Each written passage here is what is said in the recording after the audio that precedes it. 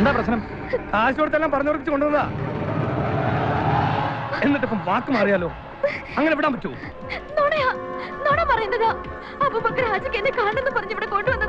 പിന്നെ അബൂബക്കർ ഹാജി പിന്നാളൊക്കെ മാത്രം മൊഞ്ച. എന്നാ പിന്നെ കാശ് വാങ്ങിക്കുമ്പോ പറയണ്ടേ സെയ്ദിന്റെ കൂടെ നീ ലോഡ്ജിലേക്ക് വരൂലെന്നുള്ളത്?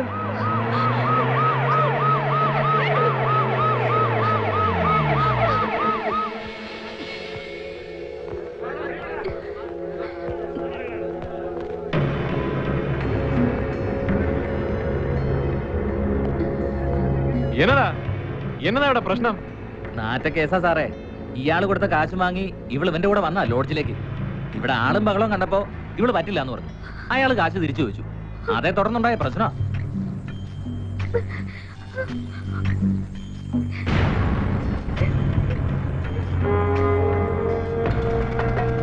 പട്ടാപ്പകൽ വ്യവചാരമാണല്ലടാ റാസ്കൽ. സദാശിവ ജീവിക്കല്ലോ, ഇങ്ങോട്ട് നടക്കണം.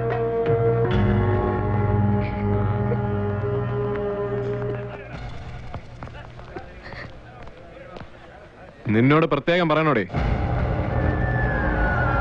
ഹബീബേ, പിടിച്ച് കേട്ട്.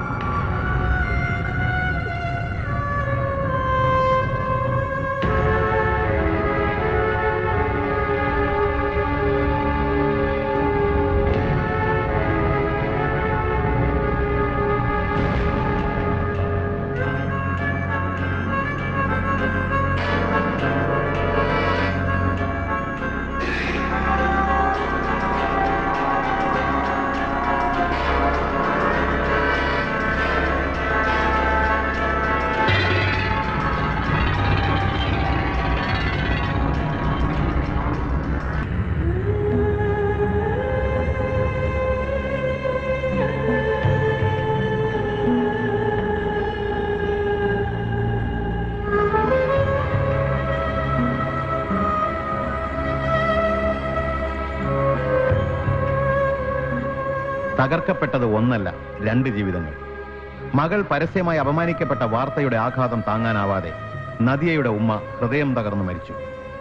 മനസാക്ഷി നഷ്ടപ്പെട്ടവരുടെ ഈ ഉഷ്ണഭൂമിയിൽ നദിയ എന്ന പെൺകുട്ടി ഒറ്റയ്ക്കായി.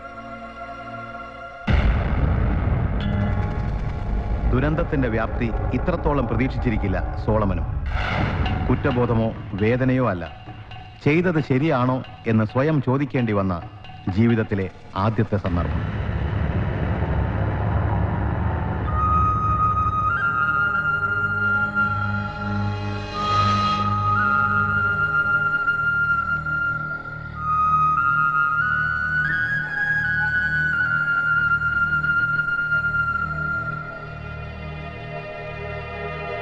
ഇങ്ങനെ ഇരുന്നിട്ട് എന്താ മോളെ? എന്റെ വിഷം അറിയാഞ്ഞിട്ടല്ല. എന്നാലും ജലവാനല്ലാതെ ഒത്തിരിപ്പിരുന്ന പോയൊരു തിരിച്ചു വരിക. നിങ്ങളൊന്ന് പറഞ്ഞു നോക്കി മകളെ. നേരത്തോടെ നേരെ ഒരിത്തി വെള്ളം ഇറക്കിയിട്ടല്ലേ കുട്ടി. ഇങ്ങനെ ഇരുന്ന് ഉള്ളു വേവിക്കാതെ എന്റെ മോളെ, നീ ഞാൻ പറഞ്ഞോന്ന് കേക്ക്.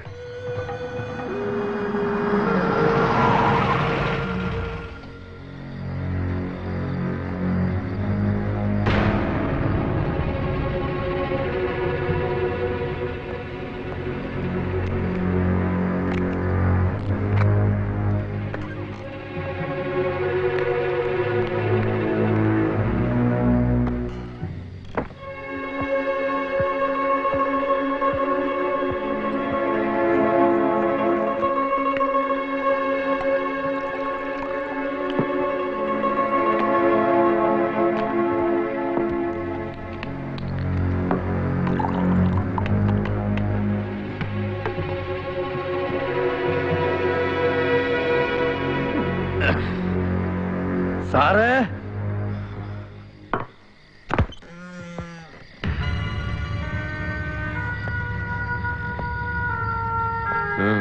ഒന്ന് കാണാൻ വന്നതാ.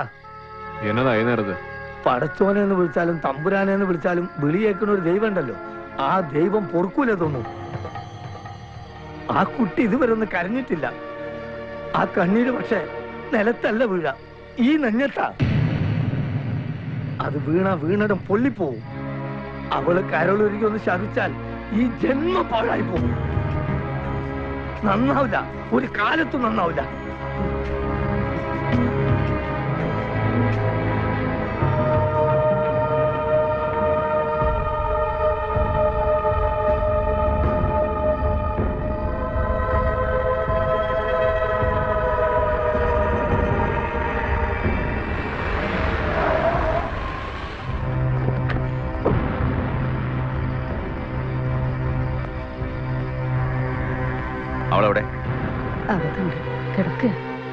നിങ്ങൾ പുറപ്പെട്ടു.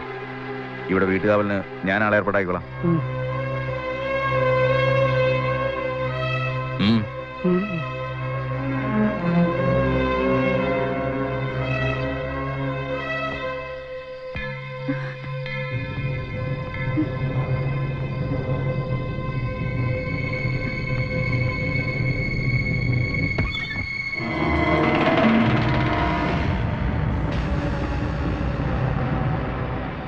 മയ്യത്ത് അടക്കുന്നതിന് മുമ്പ് എത്തണമെന്നുണ്ടായിരുന്നു. വൈകി. മംഗലാപുരത്തായിരുന്നു. കഴിഞ്ഞതൊക്കെ ഞാൻ വിട്ടു. ഇനി കാര്യങ്ങൾ നിനക്ക് തീരുമാനിക്കാം. ഈ വീട്ടിൽ നിന്ന് ഇറങ്ങാതിരിക്കാനുള്ള വഴിയൊക്കെ ഞാൻ നോക്കിക്കോളാം. പക്ഷേ അതിൻ്റെ ഒരു ഗുണം എനിക്കും കൂടി ഉണ്ടാവണം. നിന്റെ ഒരു അവസ്ഥ നീ ഒന്ന് മനസ്സിലാക്ക്. ഒരാളും ഉണ്ടാവില്ല നിന്നെ സഹായിക്കാൻ. മര്യാദക്കാണെങ്കിൽ ഞാനുണ്ടാവും എന്തിനും. നിന്നോട് പുറത്തിറങ്ങാനാ പറഞ്ഞത്. ഒച്ച വെക്കണ്ട. നബീസ് താത്തനെ ഞാൻ പറഞ്ഞയച്ചു. എടീ, ഞാൻ വിചാരിച്ച നിമിഷങ്ങൾ മതി. മനസ്സിലായോടി? ആ മയ്യത്തിന്റെ മേലിട്ട മണ്ണൊന്ന് ഉണങ്ങിയിട്ട് മതി എന്ന് വിചാരിച്ചാ ഞാൻ. പക്ഷേ നീ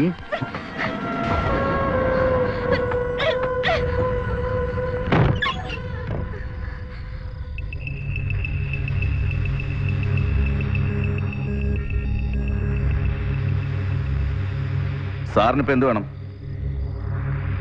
എനിക്കിപ്പോ ഒന്നും വേണ്ട, അതുപോലെ തനിക്കും ഇപ്പൊ ഒന്നും വേണ്ട. തനിറങ്ങിക്കോ. കാര്യങ്ങളൊക്കെ നമുക്ക് നാളെ പകൽ വെളിച്ചത്തിൽ തീരുമാനിക്കാം. ഇതെന്റെ കാര്യം. ഇതെപ്പോ എങ്ങനെ വേണമെന്നൊക്കെ ഞാൻ തീരുമാനിക്കാം. സാറ് പെട്ടെന്ന് സ്ഥലം വിടാൻ നോക്ക്.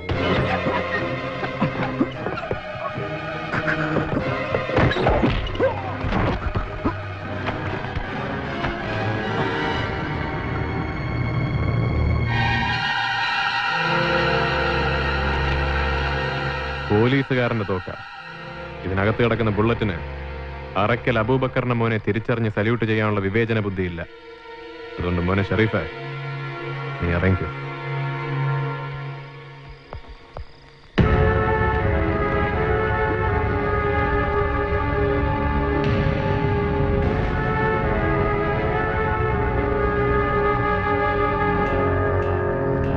സോളമന വീട്ടിലുള്ളിടത്തോളം കാലം ഒരു നായിന്റെ മോനും അസമയത്ത് ഇവിടെ കയറി വരില്ല. പിന്നെ അന്ന് തോന്നിയൊരു ദേഷ്യത്തിന്റെ പുറത്ത് അങ്ങനെയൊക്കെ ചെയ്തു പോയത്. ഒന്നും വേണമെന്ന് വെച്ചില്ല.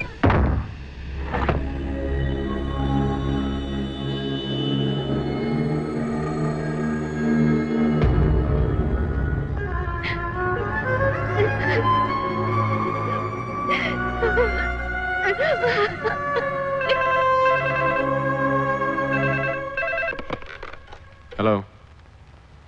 സോളമന, ഞാൻ മംഗലാപുരത്ത് നിന്ന് കുറച്ച് ദൂരെയാവുള്ളത്. സബ് ഇൻസ്പെക്ടറുടെ ഒരു സഹായം എനിക്ക് വേണ്ടി വരും. എന്നാ? രാത്രി നമ്മുടെ ഒരു കണ്ടെയ്നർ ആ വഴിക്ക് വരും. ബാക്കി റൂട്ട് എല്ലാം ക്ലിയറാ. അവിടെ എത്തുമ്പോൾ ഹൈവേ പിടിക്കണ്ടെന്നും പറഞ്ഞിട്ടുണ്ട്. ഇൻസ്പെക്ടറെ നമ്മുടെ ഏരിയ ഒന്ന് നോക്കിക്കൊള്ളണം. ഇവിടെ കുഴപ്പമൊന്നും ഉണ്ടാകത്തില്ല, ഞാൻ നോക്കിക്കൊള്ളാം. നമ്പർ എന്നാന്ന് പറ.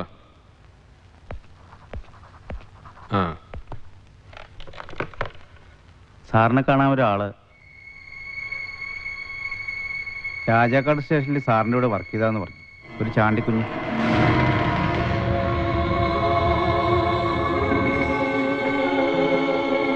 എവിടെ?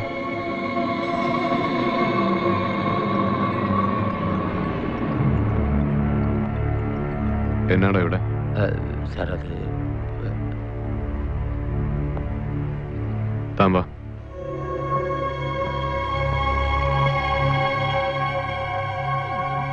താൻ കാര്യം എന്നതാന്ന് പറയടോ. താൻ ആരോടെങ്കിലും വല്ല വിവരക്കേടും വിളമ്പിയോ? ഞാൻ ആരോടും പറഞ്ഞിട്ടില്ല സാർ. പക്ഷെ അയാൾക്ക് എന്തോ സംശയമുണ്ട്, ആ ഉമ്മച്ചന്. കുറച്ചായിട്ട് അയാൾ എന്റെ പുറകെ തന്നെയാ. അയാള് പുറകെ നടക്കട്ടോ. ഉമ്മച്ചനല്ല ദൈവം തമ്പുരാൻ വിചാരിച്ചാലും ആരും ഒന്നും അറിയാൻ പോകുന്നില്ല. താൻ വാ തുറന്നാലല്ലാതെ. താൻ ധൈര്യമായിട്ടിരിക്കെ. അതല്ല സാർ, അയാൾ മറ്റു വഴിക്കൊക്കെ എന്നെ നിർബന്ധിച്ച് കാര്യം പറയിക്കാനുള്ള ശ്രമത്തിലാ. മറ്റു വഴിക്കെന്ന് വെച്ചാ? അടുത്ത ആഴ്ച എന്റെ മോളെ കല്യാണം ഉറപ്പിച്ചേക്കുക. കൊടുക്കാവുന്ന ഏറ്റ സ്ത്രീധന തുകയും സ്വർണവും കൊടുക്കേണ്ടത് മറ്റന്നാളാ. സഹകരണ ബാങ്കിൽ ഞാനൊരു ലോണിന് അപേക്ഷിച്ചിരുന്നു 5 ലക്ഷത്തിന്. നാളെ അത് കിട്ടാവുന്നും വെച്ചതാ. പക്ഷേ ഉമ്മച്ചന്റെ ആൾക്കാരല്ലേ ഭരണസമിതിയിൽ. എന്റെ പേരിലുള്ള ഈ സംശയം വെച്ച് ഉമ്മച്ചൻ അത് ബ്ലോക്ക് ചെയ്യിച്ചു. ലോൺ കിട്ടാനിപ്പം വേറെ ചില നിയമ തടസ്സങ്ങൾ ഉണ്ടെന്നാ ബാങ്കുകാർ പറയുന്നത്. നാളെ ഈ പറഞ്ഞ 5 ലക്ഷം കിട്ടിയില്ലേല് കല്യാണം മുടങ്ങും. എങ്കിൽ പിന്നെ ഞാൻ ജീവിച്ചിരുന്നിട്ട് കാര്യമില്ല. സാറൊന്ന് മനസ്സ് വെച്ചാൽ. എനിക്ക് എന്നാ ചെയ്യാൻ പറ്റുള്ളൂ? ബാങ്കിലോ ഭരണസമിതിയിലോ എനിക്ക് അങ്ങനെ ഹോൾഡൊന്നും ഇല്ലല്ലോ. അതല്ല, സാർ എങ്ങനെയാലും ഒരു 5 ലക്ഷം രൂപ എനിക്ക് തരണം. സാറ് വിചാരിച്ചാൽ നടക്കും. എന്റെ മുന്നിൽ മറ്റൊരു വഴിയില്ല. താൻ എന്നതായി പറയുന്നത്? ഈടോ 5 ലക്ഷം രൂപ എന്ന് പറഞ്ഞാൽ ഞാനിപ്പോ എവിടെ ഉണ്ടാക്കാനാ? എന്ന് പറഞ്ഞാ എന്റെ അവസ്ഥ സാറൊന്ന് ആലോചിച്ച് നോക്ക്. ഇത് നടത്താൻ ഒത്തില്ലേ? ഞാൻ പറഞ്ഞല്ലോ, ആത്മഹത്യയെ വഴിയുള്ളൂ.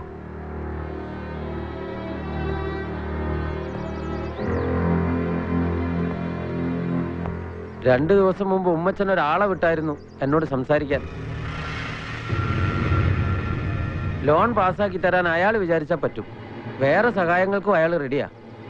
ഒറ്റ കണ്ടീഷനേ ഉള്ളൂ,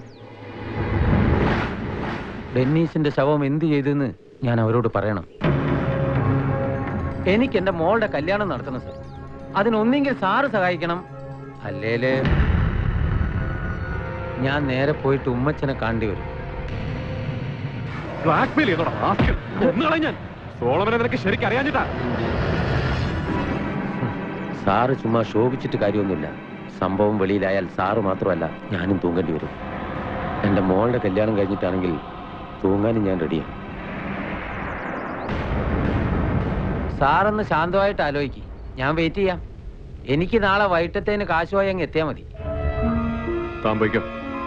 കാശ് നാളെ വൈകുന്നേരം ആകുമ്പോഴത്തേനും ഞാൻ അങ്ങ് എത്തിച്ചേക്കാം. ഞാൻ പോകാം, പക്ഷേ നാളെ സാറ് വാക്ക് മാറ്റി പറയരുത്. നിർത്തണോ? സോളമൻ പിഴയാ, ഭൂലോക പിഴയാ. പക്ഷെ സോളമൻ ഒരു വാക്ക് പറഞ്ഞ ആ വാക്കേ ഉള്ളൂ. താൻ ചെല്ല്. നാളെ കാശ് കിട്ടിയില്ലേ സോളമൻ ജീവിച്ചിരിപ്പില്ലെന്ന് കൂട്ടിക്കോ.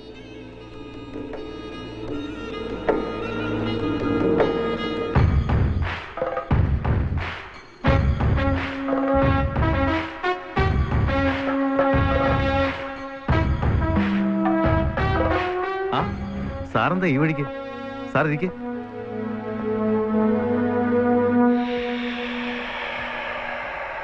സാറിനെന്താ ഒരു ടെൻഷൻ പോലെ? പറയാം. ഞാനൊരു ചെറിയ ഫിനാൻഷ്യൽ ക്രൈസിസിലാണ്. തനിക്കോ അബൂബക്കർ ഹാജിക്കോ എന്നെ സഹായിക്കാൻ പറ്റണം. പണമായിട്ടോ പ്രത്യോപകാരമായിട്ടോ ഞാൻ തിരിച്ചു തരും. ഒരു 5 lakhs.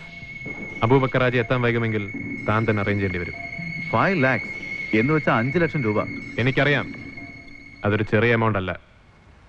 പക്ഷെ അറയ്ക്കൽ അബൂബക്കർ ഹാജിയുടെ മകൻ ഷെറീഫിന് ഞെട്ടാൻ മാത്രമുള്ള വലിപ്പം അതിനില്ലെന്നും എനിക്കറിയാം. എന്ന് ആര് പറഞ്ഞു സാർ? 24 മണിക്കൂറും കണ്ണും തുറന്നിരിക്കണം ഞങ്ങൾക്ക് 10 രൂപ ഉണ്ടാക്കാൻ. നിങ്ങൾക്കതിന് ഇരുന്നിടത്തിരുന്ന് വെറുതെ ഒന്ന് കണ്ണടച്ചാൽ മതി. അപ്പൊ പിന്നെ പണത്തിന്റെ വില അറിയുന്നത് നിങ്ങൾക്കാണോ ഞങ്ങൾക്കാണോ? പിന്നെ സ്നേഹവും സൗഹൃദവും ഒക്കെ ശരി, പക്ഷെ പണം എപ്പോഴും പണം തന്നെയാ. അവിടെ സ്നേഹവും ഇല്ല, സെന്റിമെന്റ്സും ഇല്ല. ഇത് ഞാൻ പറഞ്ഞല്ല, സബ് ഇൻസ്പെക്ടർ സോളമൻ സാറിന്റെ തിയറിയാ. ഷെറീഫെ, സംസാരിച്ച് കളയാൻ എനിക്കിപ്പോ സമയമില്ല. എനിക്കറിയേണ്ടത് ഇത്രയേ ഉള്ളൂ, യെസ് ഓർ നോ. കാശ് കിട്ടുവോ ഇല്ലയോ? ഞാൻ ഇത്രയും പറഞ്ഞതിന്ന് സാറിനത് മനസ്സിലായില്ലെങ്കിൽ പിന്നെ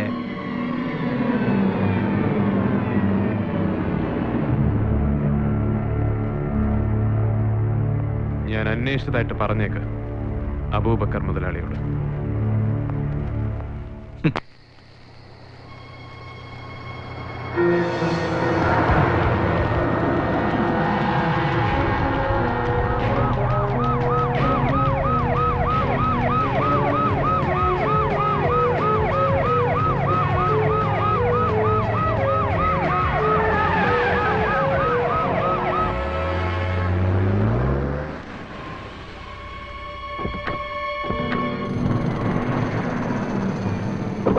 ഷെറീഫെ, കാര്യമൊക്കെ ശരി തന്നെ. തന്റെ ഉപ്പ അബൂബക്കർ ഹാജി എന്നെ വിളിച്ചു പറഞ്ഞു പ്രശ്നമൊന്നും ഉണ്ടാകത്തില്ല എന്ന് ഞാൻ വാക്ക് കൊടുക്കുകയും ചെയ്തു. അതൊരു വിശ്വാസം. അതേ വിശ്വാസത്തിന്റെ പുറത്ത് എനിക്കൊരു പ്രശ്നം ഉണ്ടായപ്പോ ഞാൻ ഓടിക്കേറി വന്നതെങ്ങോട്ടാ? അപ്പൊ വിശ്വാസം അങ്ങോട്ടും ഇങ്ങോട്ടും പോയി. അതുകൊണ്ട് ഇനി നിങ്ങൾക്ക് നിങ്ങളുടെ വഴി, എനിക്ക്